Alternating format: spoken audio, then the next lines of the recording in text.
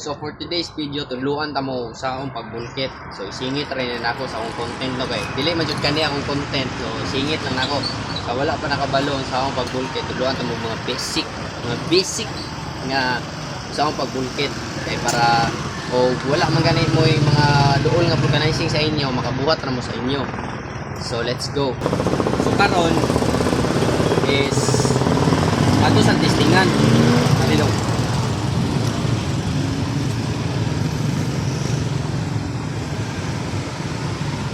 So na naman na siya buslot sa ano gitabunan. Ada. So dira yung buslot dire. Right. So dapat kaning buslotan inyo ni siyang tusukan og something nga tukog or something nga may ana. So ako ang gamit is barbula, itusok na to dire. Ya ako ana to rangin.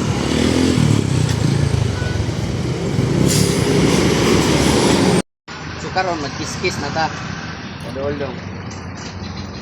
So inyo sana siyang trapuhan una para mawala ang basa.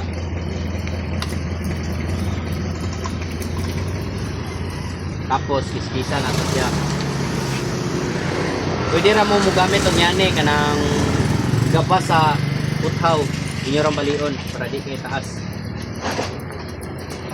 So ani ra gina siya sa buslot no na nina na kanana. Ani ra gina inyong kiskisan. Imoro man ay butangan sa tapak.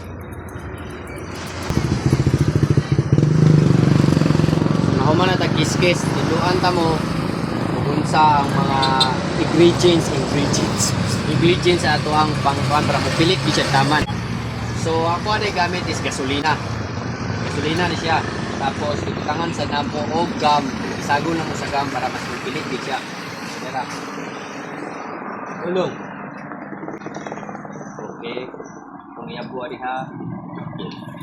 So makutaw na siya. So wala, tara. So ato na siyang bitawon. Kung mo na niya ang resulta. Kung mo na niya itong ibutang dire para mas pilit din siya.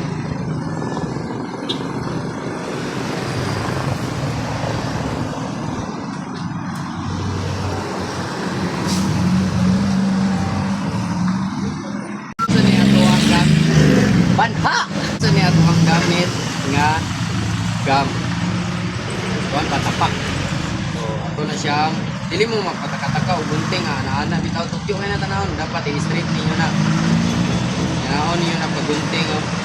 Na-straight na siya para hinlo tanahon ang iyong tapak. Tapos mangayana ra kadako. Yan ra kadako. Yan ni siya. So, ato na ni siyang ibutang. Dire na to itunong sa buho. Nakita niyo yung buho. Ito na yung buho. So, ato ibutang dira. Tapos, ato ibutang dire. Kaya ang gamit is same. So, din niya mo ang gamit is supa-supa. Wala mi nagamit atong kurente. So, supa-supa lang ang gamit. Like, kuha siya mulye nga giputol. So yan na to pag-estimate. Init man na siya.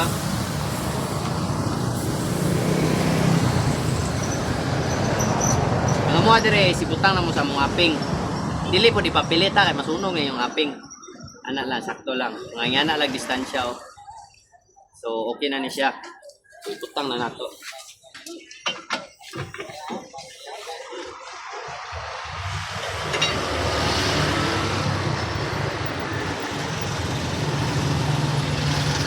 So waton na nato siya mga pila ka segundo. Mahuman na siya. Ug mao ra to. Daghang kay salamat sa pagtanaw. Matag nakakaton mo. God bless and good health.